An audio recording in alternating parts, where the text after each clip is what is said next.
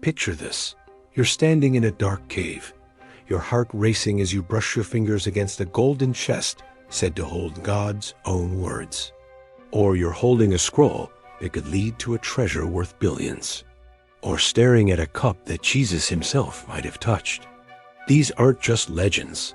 They're mysteries that have driven people to risk everything for centuries. Today, we're diving into the heart-pounding stories of three ordinary souls: Ron Wyatt, John Allegro, and Janice Bennett, who chased the Ark of the Covenant, the copper Dead Sea Scroll, and the Holy Grail. Their journeys are about faith, courage, and a fire in the soul that wouldn't quit. So, grab a seat, let your heart open, and let's go on an adventure that'll leave you in awe. The Ark of the Covenant, Ron Wyatt's leap of faith. In the quiet hills of Kentucky, Ron Wyatt grew up with nothing but dreams and a tattered Bible. Born into a poor family, he found hope in its pages were stories of Moses, Noah, and miracles felt as real as the ground beneath his feet. One story burned brighter than the rest: the Ark of the Covenant, a golden chest holding the 10 Commandments, written by God's own hand. The Bible called it his earthly throne, a relic so powerful it could spark fire or strike down the unworthy.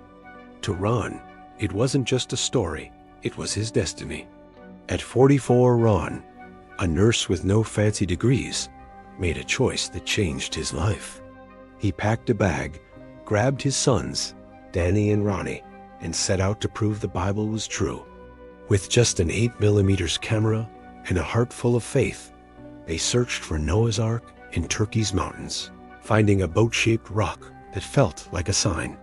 They dove into the Red Sea, spotting what looked like ancient chariot wheels, one gleaming gold, as if Pharaoh's army lay frozen in time.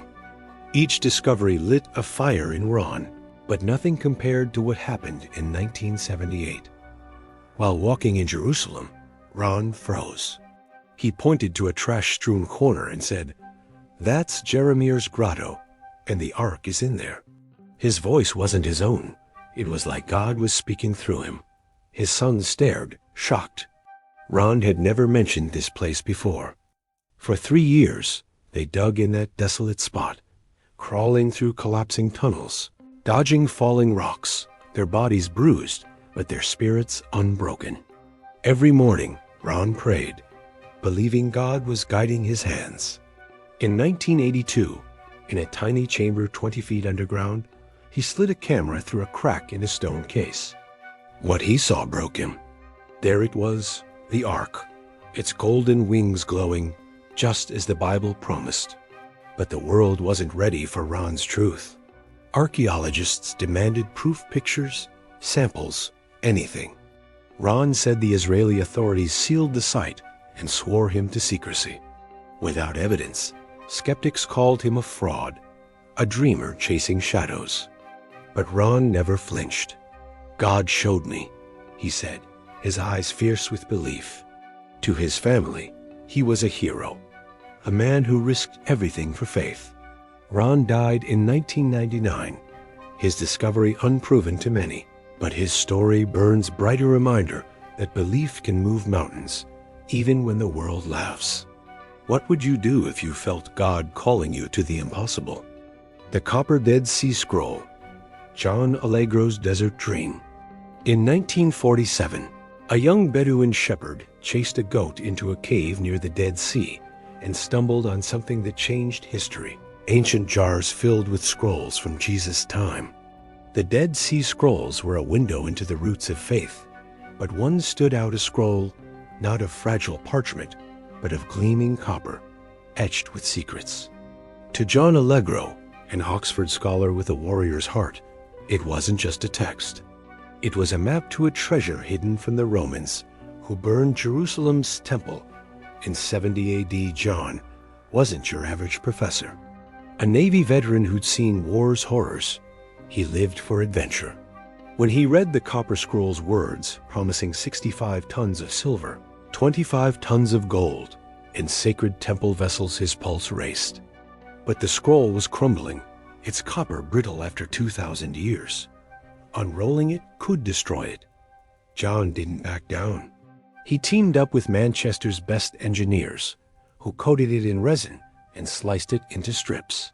In 1955, the scroll revealed its secrets, a list of hiding places for a fortune beyond dreams. Not everyone bought it. John's boss, Father Roland de Vaux, called it a myth, doubting its riches and its copper form. Why write a fairy tale on such costly material?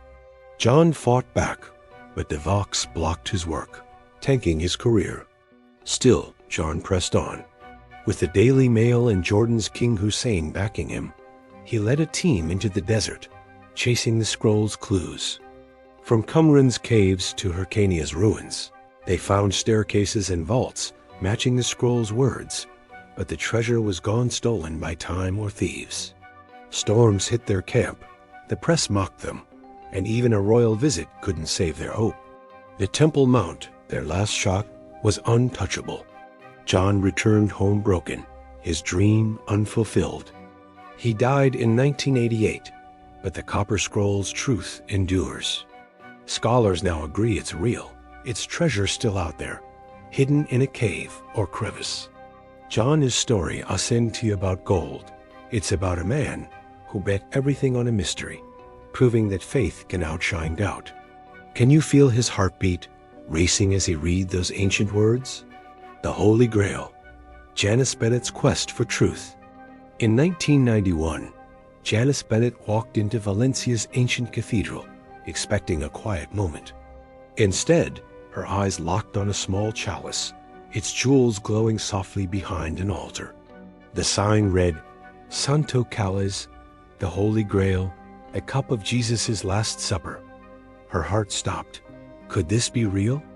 It sounded crazy, but something pulled her in, launching a quest that would define her life.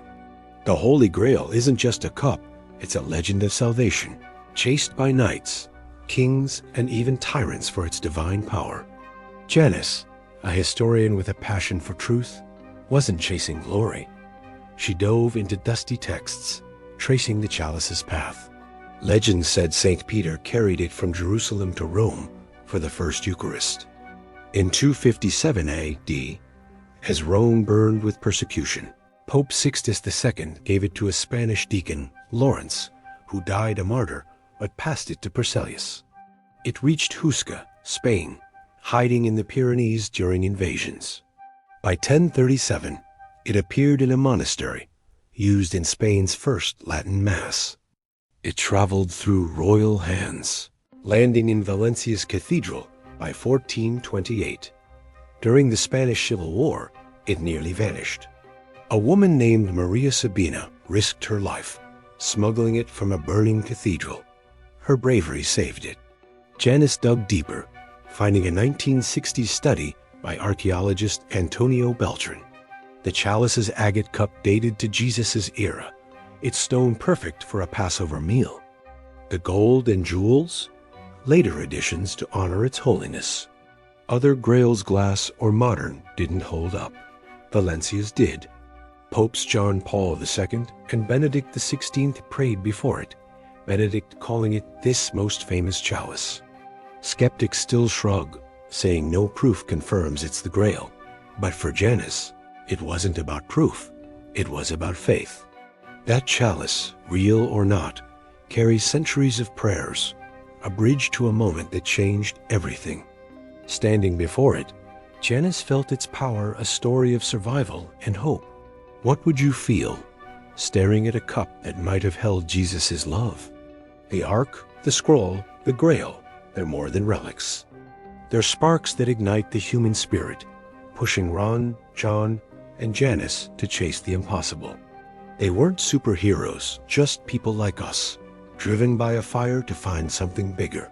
Their stories remind us that some mysteries aren't meant to be solved. They were meant to wake us up, to make us dream, to make us believe. Whether hidden in a cave, etched on copper, or shining in a cathedral, these treasures whisper one truth: the divine is closer than we think. So, what's your take? Are these relics real, or are they myths that keep our hearts searching? Share your thoughts in the comments. Hit that like button if this journey moved you. and subscribe for more stories that light up the soul. Until next time, keep chasing your own Holy Grail.